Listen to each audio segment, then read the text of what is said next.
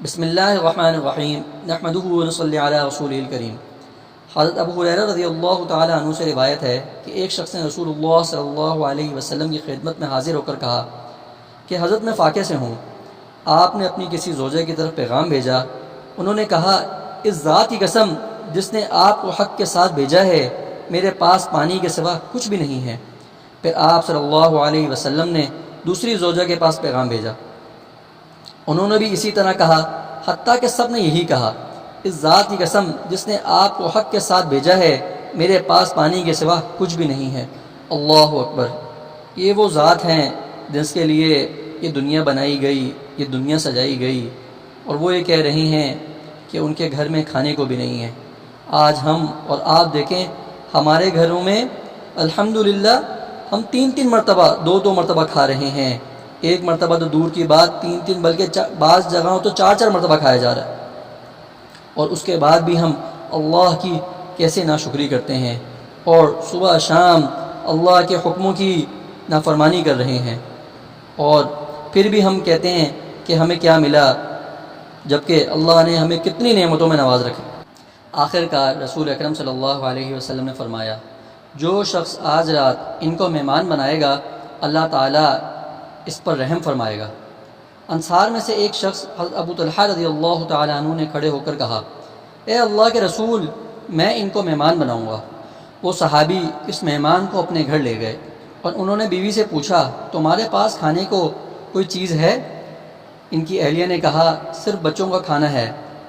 انہوں نے کہا، بچوں کو کسی چیز سے بہلا دو، جب ہمارا مہمان آئے تو چراغ بجھا دینا، اور ان پر یہ ظاہر نہیں ہونے دینا کہ ہم بھی کھا رہے ہیں یا نہیں کھا رہے۔ جب وہ کھانا کھانے لگے تو ان کی اہلیہ نے چراغ صحیح کرنے کے بہانے اسے بجھا دیا۔ پھر وہ سب بیٹھ گئے اور مہمان نے پیٹ بھر کر کھانا کھا لیا۔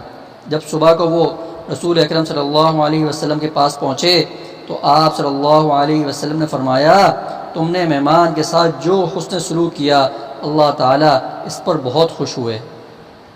حضرت ابو طلحہ رضی اللہ تعالیٰ عنہ کا اس طرح سے مہمان کی خاطر چراغ بجھانا اللہ تعالیٰ کو اتنا پسند آیا کہ میرے نبی اکرم صلی اللہ علیہ وسلم کو وحی کے ذریعے آپ کے صحابی کے عمل کے بارے میں اطلاع دے دی گئی۔ اللہ تعالیٰ نے بجھے چراغ کو قیامت تک کے لیے اپنے کلام کا حصہ بنا دیا۔ اللہ اکبر۔ آج ہم اپنے آپ کو دیکھیں کہ اگر کبھی ہمارے گھر مہمان آ جائے تو ہم کس طرح سے اسے جی چراتے ہیں۔ اللہ تعالیٰ کی ہزار نعمتوں کے باوجود ہم اس کو صحیح ویلکم نہیں کرتے، اس کے پاس بیٹھتے نہیں ہیں، اس کے آگے کھانے کے لیے کچھ رکھتے نہیں ہیں، بلکہ کوشش یہ ہوتی ہے کہ اس کو کسی طرح سے جلد اس کو روانہ کیا جائے۔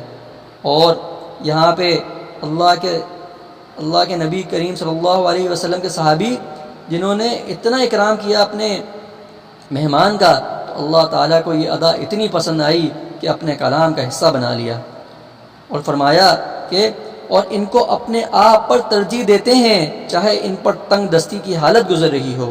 یہ قرآن مجید کی آیت کا ترجمہ ہے۔ اللہ تعالیٰ فرماتے ہیں، اور ان کو اپنے آپ پر ترجیح دیتے ہیں چاہے ان پر تنگ دستی کی حالت گزر رہی ہو۔ مہمان کو کشادہ دلی اور مسرت سے خوش آمدید کہنا اور اس کی خدمت کرنا ایک نہایت اعلیٰ اخلاقی وصف ہے۔ عربوں کی مہمان نوازی یوں بھی مشہور ہے، اور پھر ہمارے نبی کریم صلی اللہ علیہ وسلم نہ صرف عرب تھے بلکہ سید البشر اور فخر الانبیاء بھی تھے۔ آپ نے اپنے قول و فعل سے مہمانوں کے حقوق واضح کیے۔ آپ کی مہمان نوازی کا عالم یہ تھا کہ خود بھوکے رہ کر مہمان کو کھانا کھلاتے تھے اور اس کی ہر طرح خدمت کرتے تھے۔ اس میں کافر اور مسلمان کی کوئی تخصیص نہیں تھی۔ آپ صلی اللہ علیہ وسلم کے پاس خواہ کوئی مہمان بن کر آتا یا ویسے ہی ملاقات اور زیارت کے لیے حاضر ہوتا تو آپ صلی اللہ علیہ وسلم اس کو بغیر کچھ کھلائے پلائے نہ جانے دیتے تھے۔ اللہ تعالی ہمیں بھی اپنے پیارے نبی صلی اللہ علیہ وسلم کی سنتوں پر عمل کرنے کی توفیق عطا فرمائیں، ان کے پیارے طریقوں پر عمل کرنے کی توفیق عطا فرمائیں، کیونکہ میرے نبی کریم صلی اللہ علیہ وسلم کی پیاری سنتوں میں ہی ہماری دنیا میں بھی کامیابی ہے ہمارے لیے، اور آخرت میں بھی ہمارے لیے کامیابی ہے۔ اللہ تعالی ہمیں عمل کرنے کی توفیق عطا فرمائے۔ وآخر دعوانا الحمدللہ رب العالمین۔